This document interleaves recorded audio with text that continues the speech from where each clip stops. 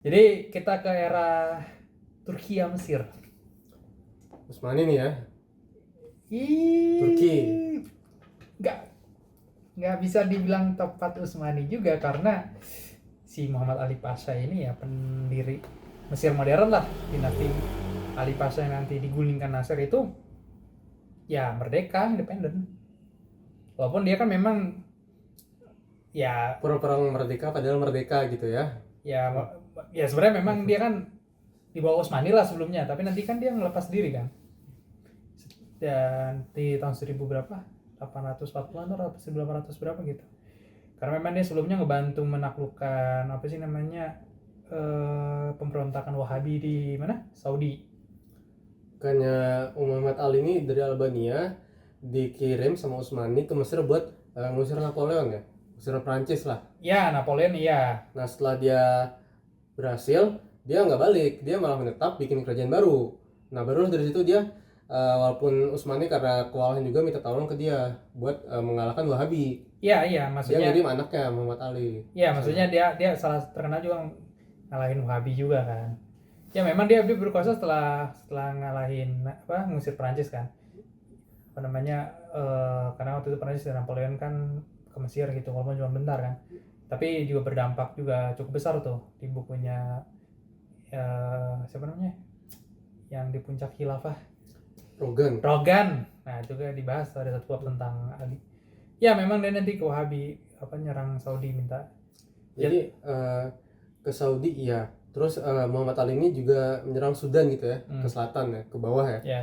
Buat wilayah mungkin pertanian juga ya, kapas juga untuk budak. Kapas belum. Oh belum, budak lah ya. Budak. Dan salah satunya budak memang pertanian. Dia juga mau, dia kan seorang orang yang ingin memodernisasi Mesir kan, salah satu orang yang ingin mengubah Mesir menjadi salah satu kekuatan penting. Dan jangan lupa dia juga ikut ngebantu yang Yunani Merdeka. Ya kan, ekspedisi Yunani Merdeka itu. Karena kan dekat Pak, Mesir utara Yunani. Ya walaupun kalah juga kan Yunani Merdeka. Nah, tapi memang ada alasan politis karena waktu itu orang-orang Mamluk yang dianggap yang mengancam si Ali ini kan dipersekusi, ditindas, pada lari ke Sudan, ke Dongola. Nah, ini negara bagian utara kalau sekarang ya. Ya, Dongola tuh wilayah Darfur ya kalau nggak salah. Belum ya? Belum. Tapi dia dekat Darfur nggak sih? Ya kan dekat Darfur kan. Ya memang di utara makanya deket kan. Cuman gue agak lupa sih letaknya nama Darfur di mana. Jadi Dongola itu ya Mamluk itu memang pada cari suaka di situ walaupun ya nggak punya kekuatan untuk ke Mesir lagi, tapi kayak dia paranoid aja akhirnya dia naklukin Sudan gitu. Walaupun sebenarnya dia juga pengen budak itu karena dia tuh udah mulai nggak percaya sama orang-orang Bosnia, orang-orang Albania, tentara-tentara itu. Kenapa? Karena mereka lebih suka jadi penyanyi gitu ya, Dua Lipa gitu kan, di gereja gitu ya. Itu kapan? Itu jauh ya Pak ya, Dua Lipa ya. Are you drunk? Ya mungkin lurnya udah punya minat yang sama kan. Aduh. Ya pokoknya ya, karena kan memang mereka jadi salah satu militer yang kuat kan. Gak tau sih jatuhnya Praetorian atau gimana. Tapi intinya ya Ali itu mulai khawatir dengan pengaruh pasukan-pasukan yang keturunan Albania gitu kan, Albania Bosnia dari Balkan itu. Ya kira dia pengen budak dari Sudan aja gitu, cari ya buat tentara juga, buat SDM juga, buat budak. Karena kan ini sebenarnya nggak tahu ya, kan dalam Islam dilarang memperbudak sesama Muslim. Jadi solusinya adalah memperbudak non Muslim. Fuck, it's genius. Why didn't I think of that? Gitu. Ya karena di selatan sumbernya banyak dan itu udah dari kapan tahu. Dari Funch juga udah melakukan apa namanya perdagangan budak. Tapi kalau udah jadi budak nih, udah berhasil jadi miliknya, diislamin kan? Kayaknya enggak sih. Oh enggak peduli sama keselamatan. Kayaknya ada, ya? Mungkin ada yang ada atau enggak. Tapi nggak tahu juga sih. Kayaknya nggak dibahas soal masalah dia diislamkan atau enggak.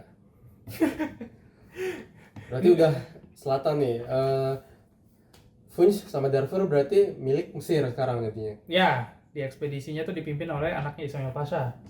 Jadi itu isinya tentara 5.000 orang, tentara Bosnia, tentara Albania, tentara Mesirnya, terus sama tentara dari Maghrib ya, wilayah Maghrib, Tunisia gitu. Jadi campuran dan modern tentaranya. Jadi dia tuh dari selatan gitu kan, nunggu Nil banjir dulu, pokoknya nunggu iklimnya cocok gitu kan untuk melalui lewat jalur sungai. Baru nanti dia turun ke selatan gitu, ke Sakia, ke mana tuh, ke beberapa wilayah, ke Omdurman, terus ke Senar baru nanti. Dan di Senar itu tadinya ada mau koalisi tuh antara si Senarfun sama ada suku Atula sama Darfur ya kalau nggak salah atau apa gitu, tapi batal karena ya ada kecekcokan atau ada ya ketidaksesuaian, akhirnya ya udah Senar jatuh. Bercerai kita runtuh ya.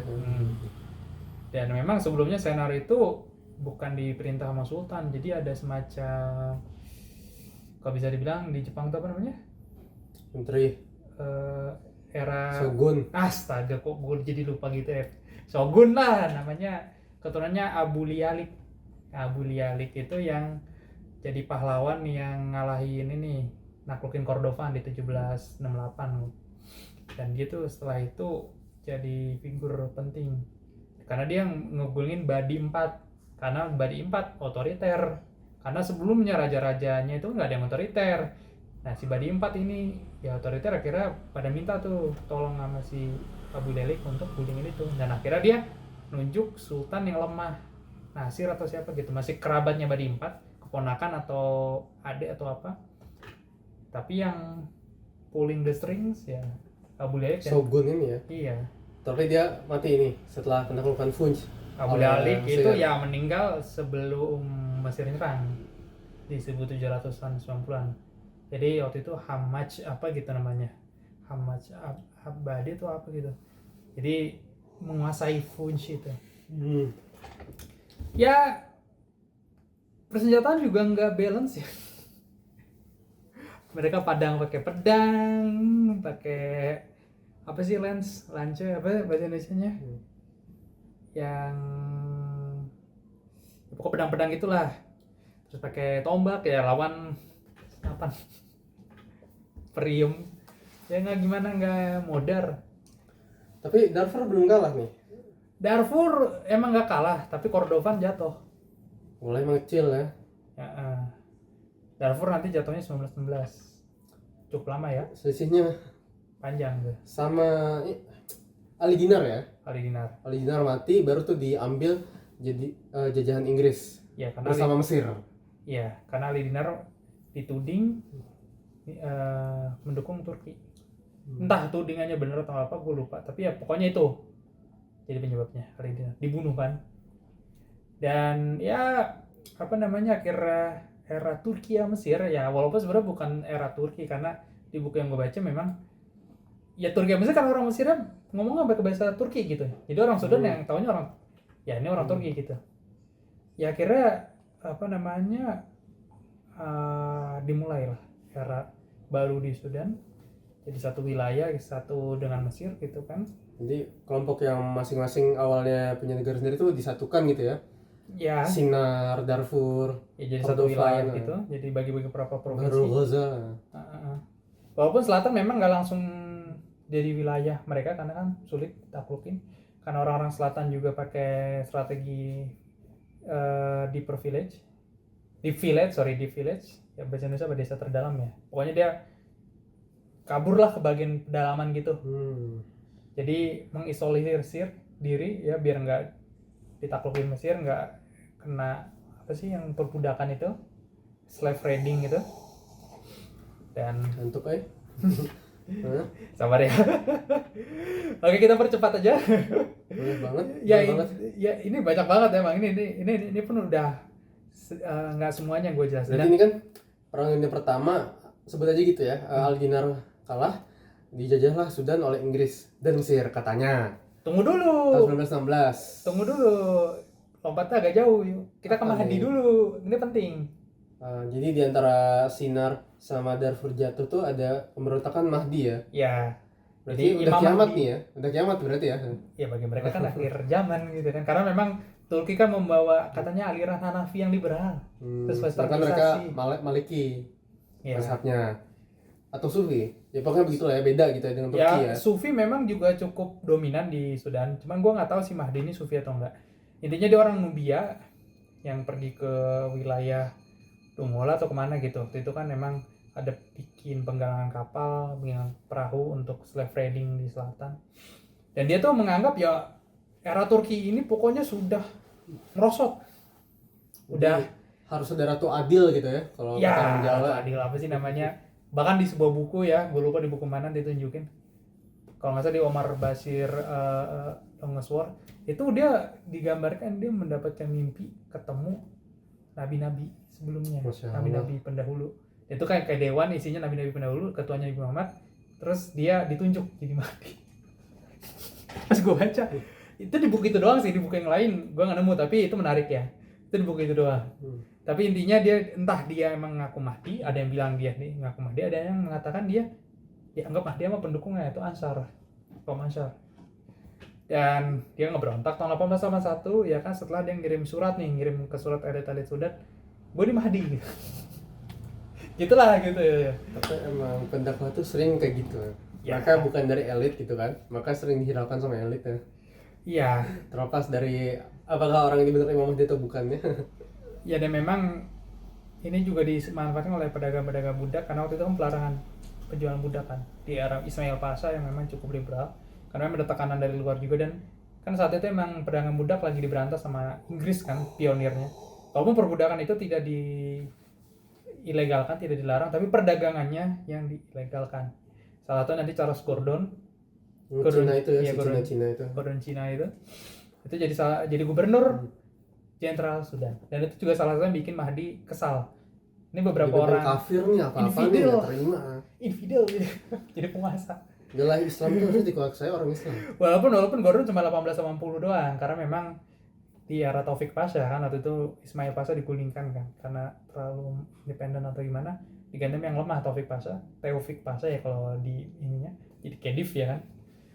Nah itu penggantinya si Gordon itu nanti si Rauf Pasha, karena memang Gordon itu memang dia cukup fanatik Kristen juga. Ya. Wahabi Kristen gitu ya. Kenapa harus Wahabi? Untung nggak Wahabi Lingung kan. Ini yang saya sebut dengan Wahabisme itu. Oke, tapi bukannya dia itu mati ya?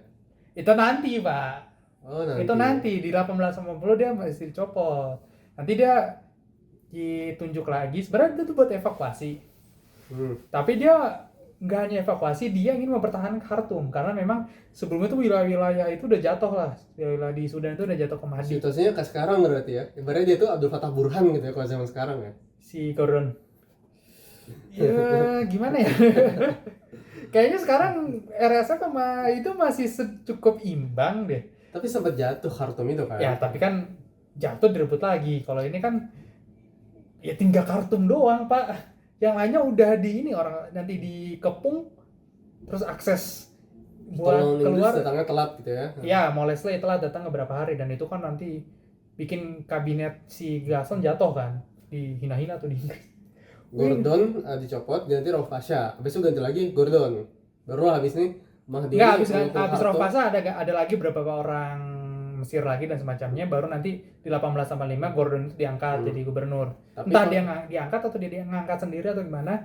Pokoknya ditugasnya untuk evakuasi aja, evakuasi orang-orang Inggris, karena Inggris juga enggan bertempur sama Mahdi karena kan Gladstone liberal anti imperialis dan fokusnya cuma di Laut Merah yang penting untuk perdagangan. Pengepungan Khartoum yang ujung-ujungnya Gordon mati ini itu buntutnya apa? Berarti Mesir ini mulai bikin kondominium gitu bersama Inggris. Ya jatuh lah Mahdinya. Apa sih? Baru itu. Jatuh lah Mesirnya, Mahdi berkuasa. Tapi ibu kotanya nggak di Khartoum, di Omdurman. Omdurman deket lah. Ya, kayak Jakarta Depok lah. Iya benar ya kan, karena Omdurman di sini, Khartoum di sini. Iya, tapi Mahdi itu nggak bertahan lama karena dia meninggal karena tifus ya, penyakit. Ganti anaknya. Enggak, temannya. Khalifah Abdallah. Dia dulu pemimpin militer, pokoknya dari komunitas Gembala Bakara atau bukan Bakara atau Taisya apa Taisya kalau nggak salah Taisya.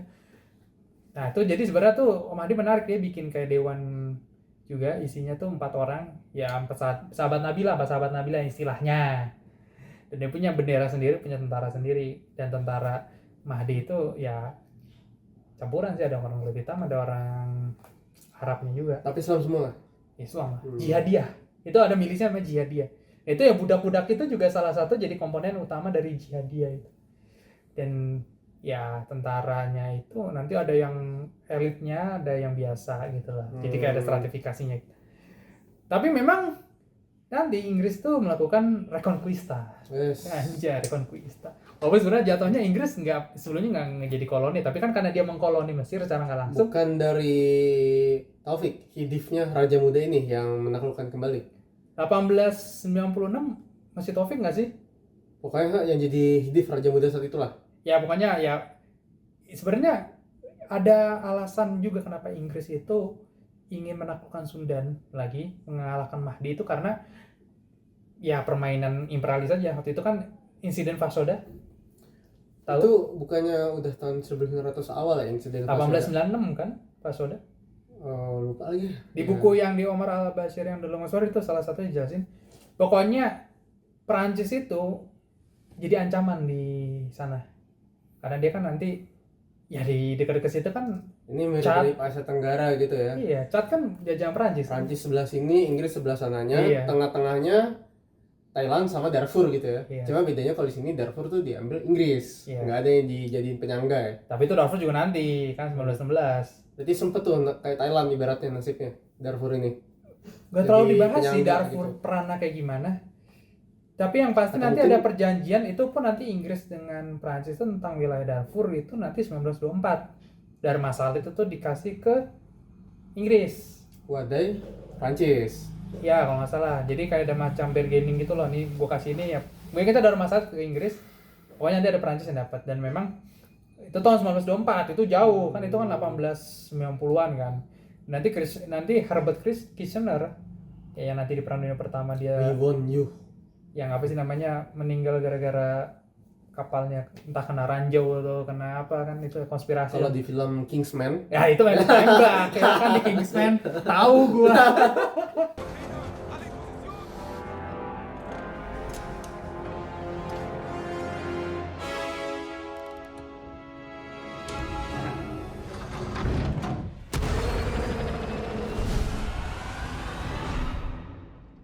$5 million dead.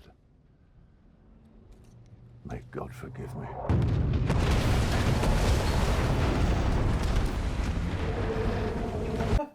Siapa namanya? Apa namanya penjahatnya? Horseman-nya ya. Tahu gua. Aduh. Ya, itu kan di film, tapi kalau yang gua coba entah ranjau atau apa. kayak di laut ya. Tenggelamnya. Pokoknya nanti di Sudan ya. Itu nanti bikin jalur kereta api itu. Karena memang kan imperialis kan itu di era-era memang tuh kalau misalnya selatan nih, Afrika Selatan kan si Rhodes kan juga mau bikin Emang Cape Cairo itu kan. jejak ini. Tapi sebenarnya kan Inggris tuh overstretch ya. Maka Darfur tuh diperintah secara tidak langsung. Maka sultannya tuh sempat Ali Dinar dibiarin. Terus di Funch atau di daerah-daerah suku-suku selatan tuh juga sebenarnya mereka punya kebebasan yang cukup besar gitu loh. Karena Kayak Inggris tuh cuma di Khartoum, Port Sudan, udah gitu. Mungkin Omdurman lah satu lagi. Ada beberapa alasan nanti gue jelasin. Cuman salah satu alasannya gue kasih sekarang biar murah. Iya, makanya mereka tuh overstretch kan. Iya. Karena kekurangan duit, kekurangan orang, maka ya udahlah biarin mereka Dan aja. sebenarnya Inggris itu nggak terlalu tertarik banget di Sudan sih. Ya, Bukan crown jewelnya ya. lebih penting tuh Mesir. Karena kan apa namanya Suez buat ke India itu. Ini sekedar nyambungin Kairo sama Cape Town gitu ya, Sudan ini. Enggak, ya. Prestis gitu Enggak gengsi. juga sih sebenarnya. Itu kan kalau Cape Town sama Kairo kan ambisi pribadinya Rhodes aja. Wilayah mereka tuh lebih besar dari negara Eropa lain gitu. Iya, ya, tapi kalau ya Cape Town Kairo juga lu kehalang apa? Belgia Kongo. Kehalang. Enggak dong. Iya, Belgia Enggak Kongo. dong.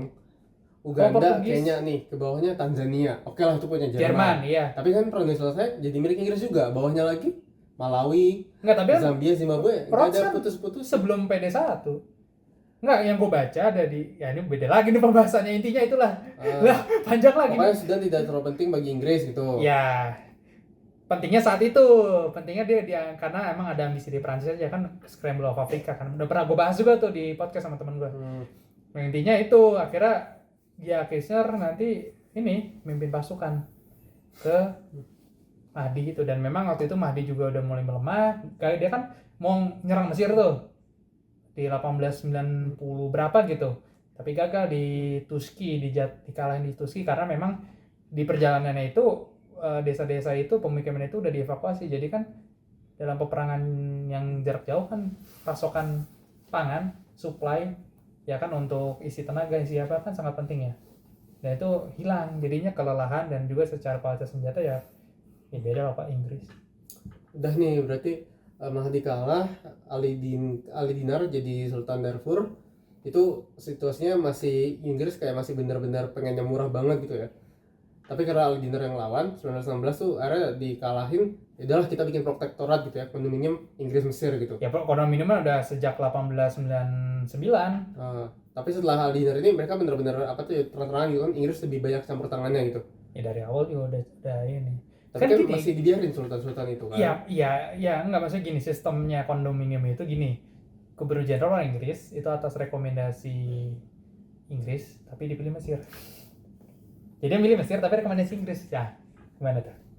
Udah, itulah. Inggris lah gitu kan. 1924 nih berarti habis itu langsung ya. Ya udahlah, White Flag League ya. White Flag League itu memang yang dirikan Ali Abdul Latif. Dia itu memang ada yang mengatakan pro Mesir karena memang ternyata didanai Mesir. Ada yang juga mengatakan memang dia itu pengen penentuan nasib sendiri ya, Sudan merdeka dan semacamnya. Cuman intinya dia pengen reformis, dan dia itu budak. Keturunan budak, bapaknya itu Mbah Haruan gitu tentara ya, tentara budak. Dan ini yang bikin dia itu kurang disenangi beberapa elit tradisional yang benci dengan ya ini dianggap rendah. Orang-orang utara kan menganggap orang selatan rendah. Ya Inggris juga sih menganggap mereka tuh kayak Lord Cromer mengatakan ya orang selatan itu orang yang gak bisa diatur. Mereka bisa menjadi udah di Sudan berarti nih ya. Udah Khartoum tuh udah mulai kedatangan elit Arab gitu lah yang merasa mereka lebih tinggi dibanding orang-orang lama hitam lah. gitu. Utara tuh dari lama, Ahmadi kan juga Arab. Tapi sebenarnya orang hitam masih punya kesultanan kan. Setelah 19 awal ini udahlah. Ya, minor. Bener-bener jadi apa ya? Pengaruh mereka lebih besar lagi gitu. Iya, karena kan memang wilayah utara itu dan tengah ya, tepatnya Sudan Tengah itu yang lebih dikembangkan oleh Inggris. Jadi sekitarnya ya Darfur juga nggak dikembangin. Ada beberapa upaya, tapi entah karena memang dianggap nggak penting. Ya walaupun secara wilayah Darfur luas ya, dan dia juga pertanian juga cukup berkembang, perkembangan cukup berkembang. Tapi memang nanti kan menerapkan sistem native administration tahun 1922 atau 1920 berapa ya? Pokoknya 1920-an. Nah itu biar ya itu indirect rule, pemerintahan tidak langsung, kekuasaan langsung. Lokal elit lokal, Syekh, Nazir, terus apa lagi? Ya titel-titelnya lah, ya titel-titelnya itu ya apa namanya, elit tradisional, elit agama, kepala suku itu diberikan otoritas untuk mengatur wilayah sendiri, tapi di bawah kondominium Inggris dan Mesir. Nah mereka itu misal di Darfur itu mereka ini sama kayak di Suriah ya, ini sama kayak di Suriah, elit lokal, pola pikirnya kayaknya sama di semua negara, kayaknya menurut gue sih seragam.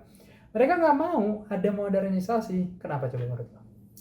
Ya modernisasi itu omong kosong. Modernisasi itu sama dengan westernisasi. Mereka nggak mau identitas mereka hilang gitu. Bukan itu sebenarnya ya, bisa dibilang, tapi yang pertama adalah yang paling penting, kekuasaan mereka akan berkurang dong, karena mereka kan secara background pendidikan beda yang sama yang intelektual yang dari kota. Pengaruh mereka untuk menaklukkan massa, cengkerama mereka ke massa itu akan tergerus kalau misalnya modernisasi. Ketika rakyat terdidik, mereka ngelawan kalau ada ketidakadilan. Itu di buku Darfur Soro itu jelasin kenapa Darfur salah satu tertinggal, karena memang elit lokal saat itu di era Inggris itu menolak, salah satunya menentang modernisasi. Dan Inggris juga mencurigai elit-elit terdidik ini, intelektual kota ini akan menyebarkan nasionalisme. Jadi Ya, memang begitu ujungnya. kesempatan Tidak sih. ya apa Emang nih? itu yang terjadi pada akhirnya kan? Ya akhirnya Darfur terbelakang karena itu. Maksudnya yang elit kota inilah mereka menyebarkan paham-paham mereka juga kan? Ya iya, maksudnya ya karena mereka ya mau Sudan berkembang kan. Mereka mau ya namanya orang yang diopresi, yang ditindas ya pasti akan speak up lah, karena kan ketika mereka dapat kesempatan untuk menyalurkan suaranya pasti akan mencoba melawan kan. Dan memang kan tahun segitu kan udah ada pergesekan antara tradisionalisme versus modernisme. Di Suriah juga gitulah, di desa-desa juga gitu kan, elit-elitnya juga gitu. Gue udah pernah bahas di podcast yang sebelumnya tuh, Suriah juga mirip di Suriah gitu. Mereka tuh apa namanya, elit tradisional ya lebih pengen ya mereka tetap ya udah nggak usah ikut modernisasi, nggak usah ikut pendidikan yang gimana-gimana gitu kan, di halwa-halwa aja kan, ada sekolah-sekolah agama gitu aja yang bahkan ya kadang yang ngajar itu buta huruf. Buta huruf Latin kan? Illiterate, nggak tahu sih tuh saya illiterate aja gitu. Dan Kayaknya sih buta huruf Latin sih. Karena asumsinya ini kan orang Arab ya, orang Islam gitu ya. Abjad yang dipakai tuh ya huruf Arab gitu loh. Makanya kalau dibilang buta huruf, apalagi ini bukan orang Inggris kan, dari Darfur itu orang Inggris kan. Kalau dia nggak tahu bilang, sih yang itu Darfur atau apa, cuman pokoknya orang Eropa gitu kan. Kalau dia bilang illiterate, buta huruf, harusnya buta huruf Latin sih. Bukan Ya. berarti bener-bener nggak bisa baca sama sekali. ya maksudnya lebih ke arah mungkin, dan juga memang pengajaran juga terkait dengan agama aja, lebih khusus ke agama. Dan memang kalau di Sudan saat itu memang loyalitasnya juga lebih ke arah sektarian juga sih. Tapi ini walaupun ada elit terdidik kota gitu ya, pada akhirnya elit tradisional tuh masih apa tuh bisa mencengkram kan ke wilayah-wilayah mereka itu sampai kemerdekaan. Buktinya pas udah merdeka 1956 kan emang masih Darfur itu tertinggal kan. Tadi bilangnya elit tradisional pengen tertinggal biar mereka tetap berkuasa. Sampai sudah merdeka mereka Darfur itu masih tertinggal kan. Berarti seenggaknya bisa beberapa puluh tahun lah elit tradisional ini tetap Ya awet. native Vietnamese aja dihapus di era Nimeri tahun 1972-73 gitu, pokoknya 1970-an. Ya, bayangin dari tahun 1920-an, 1990-an, berapa puluh tahun itu. Karena memang untuk menggantinya tuh bukan perkara mudah memang, karena ada yang di buku Darfur juga Inggris juga merasa bahwa ya mengganti elit-elit tradisional itu ya walaupun mereka melakukan abuse of power ya kan, mereka melakukan represif dan semacamnya, itu lebih susah daripada mengganti pejabat yang korup. Karena memang ya namanya juga tradisi itu kan udah mengakar ya, dan mereka butuh juga, Inggris itu butuh, jadi simbiosis gitulah, mutualis gitu. Dan ya nanti buat Flick 1924 meletus gagal ya kan, terus gue lupa Abdul Latif dia di penjara tapi nggak dieksekusi karena nanti dia bebas. Tapi nanti muncul General Congress dari sekolah Gordon itu, Memorial College ya, untuk melatih PNS lah atau guru Kayak Stovia gitu ya, ya. HTS Ya gitu-gitu. mirip-mirip gitulah kan. Kalau Sophie itu kedokteran, kalau udah Memorial College kayaknya lebih umum sih, karena nanti ada Kirchner Medical Science Institute juga ya itu, tapi nanti tuh tahun 1930-an 1940-an gitu, udah berapa puluh tahun lagi. Dan itu emang khusus untuk medis ya, itu mungkin Sofianya di Sudan tuh. Nah tapi si General Kongres itu nggak merontak kayak Abdul Latif itu, dia lebih kayak reformis kayak Budi Utomo ya mungkin, jalur-jalur damai. Awalnya tuh mereka kegiatan sosial tapi nanti lebih perkembangannya politik. Nah itu mulai diawasi sama Inggris gitu kan. Dan General Kongres itu adalah awalnya dari nanti lahirnya tokoh-tokoh di Partai Nasional Unionist Party, salah satu si Mirgani, Ali Mirgani itu. Musuhnya sih nanti Abdurrahman yang keturunan Mahdi gitu. Nah, dua tokoh ini di era kemerdekaan, bahkan di sebelum kemerdekaan yang kan jadi tokoh dominan lah. Ya, nanti Partai Umat dan Partai Nasional Unionist Party. Ya nanti dia jadi DUP.